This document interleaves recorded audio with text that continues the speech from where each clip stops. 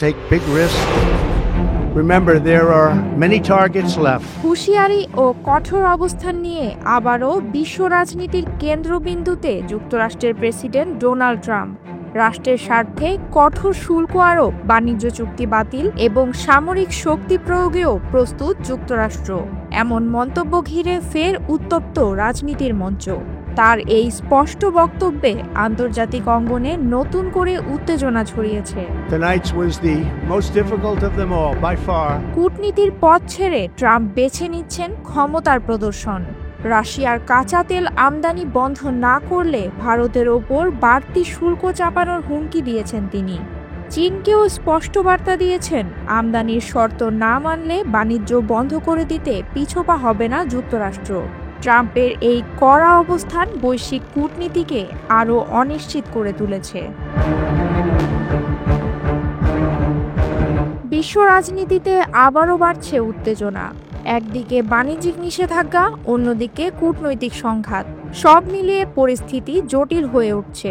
ট্রাম্পের কঠোর কৌশল, চাপে রাখো অথবা ফল ভোগ করো, বিশ্ব অর্থনীতি ও কূটনৈতিক ভারসাম্যকে নতুন সংকটে ফেলেছে। ট্রাম্প আলোকপাত করেন, মার্কিন নীতির কেন্দ্রে আজ জাতীয় স্বার্থ সবচেয়ে বড় দলিল। তিনি বলছেন, মার্কিন নীতি কেউ অগ্রাহ্য করলে আমরা শুল্ক ও বাণিজ্যিক চাপ বাড়িয়ে দেব। ভারতের রাশিয়ান ক্রুড তেল কেনা নিয়ে ট্রাম্প যে হুঁশিয়ারি দিয়েছেন, সেটা কেবল বাণিজ্যিক রীতিই নয়, কূটনৈতিক ও সম্ভাব্য সামরিক বিকল্পের ইঙ্গিতও বহন করে। ট্রাম্প কলম্বিয়ার ঘটনাকে ন্যায়সঙ্গত করে দেখেন। মাদক পাচার রুখতে মার্কিন নৌবাহিনীর হামলাকে ট্রাম্প প্রয়োজনীয় তৎপরতা হিসেবে উপস্থাপন করেন। একই রেশে তিনি কলম্বিয়াকে মাদক তৈরির কেন্দ্র আখ্যা দিয়ে কড়া প্রতিক্রিয়া জানান। এই কড়া ভাষা আর সামরিক হস্তক্ষেপকে ন্যায্যতার ফ্রেমে উপস্থাপন করে অন্য দেশগুলোকে যাতে যুক্তরাষ্ট্রের শর্ত মানতে বাধ্য করা যায়। ভারতের বিষয়ে স্পষ্ট কথা বলেন ট্রাম্প। রাশিয়ার তেল কেনা বন্ধ না করলে ভারত বড় ধরনের ট্যারিফ ও বাণিজ্যিক নিষেধাজ্ঞার সম্মুখীন হবে। তিনি জানান, দিল্লি যদি কথা না মানে ফল ভালো হবে না। অর্থাৎ বাণিজ্যিক চাপের পাশাপাশি কূটনৈতিক বিচ্ছিন্নতা ও নিরাপত্তাজনিত ব্যাঘাতের হুমকিও সামনে রেখে বলেছেন Trump. Take big risk and it's hard stuff, but if you know what you're doing, it's fine. বাণিজ্য ইস্যুতে চীনের ওপর চাপ বাড়াচ্ছেন প্রেসিডেন্ট ট্রাম্প। তিনি জানিয়েছেন, নির্ধারিত পরিমাণ আমদানি না করলে যুক্তরাষ্ট্র পাল্টা ব্যবস্থা নেবে। প্রয়োজনে চীনের আমদানির তালিকা বদলে দেওয়া হবে এবং প্রয়োজনে তা বন্ধও করা হতে পারে। এতে খাদ্য নিরাপত্তা ও কৃষি সরবরাহ ব্যবস্থায় নতুন অনিশ্চয়তা তৈরি হচ্ছে।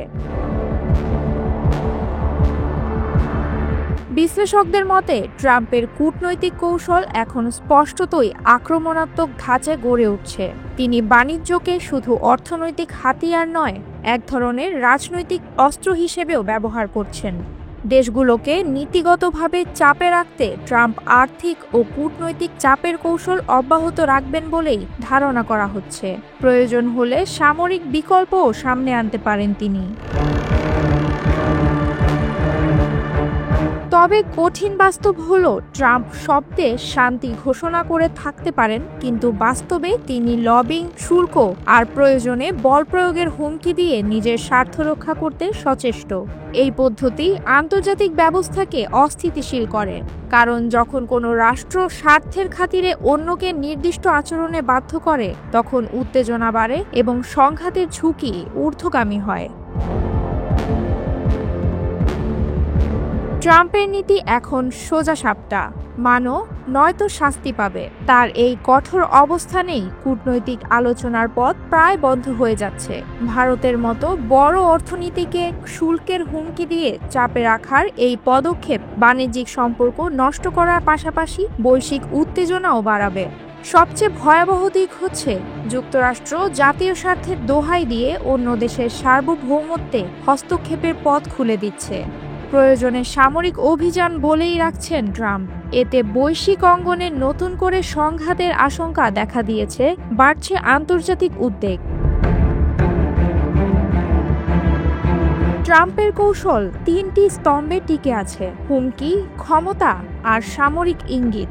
এই নীতি বিশ্বকে টানছে অস্থিতিশীলতার দিকে, কূটনীতির জায়গা নিচ্ছে সংঘাতের ভাষা। তাই এখনই প্রয়োজন শান্ত কূটনৈতিক পদক্ষেপ, না হলে উত্তেজনা আরও ছড়িয়ে পড়বে।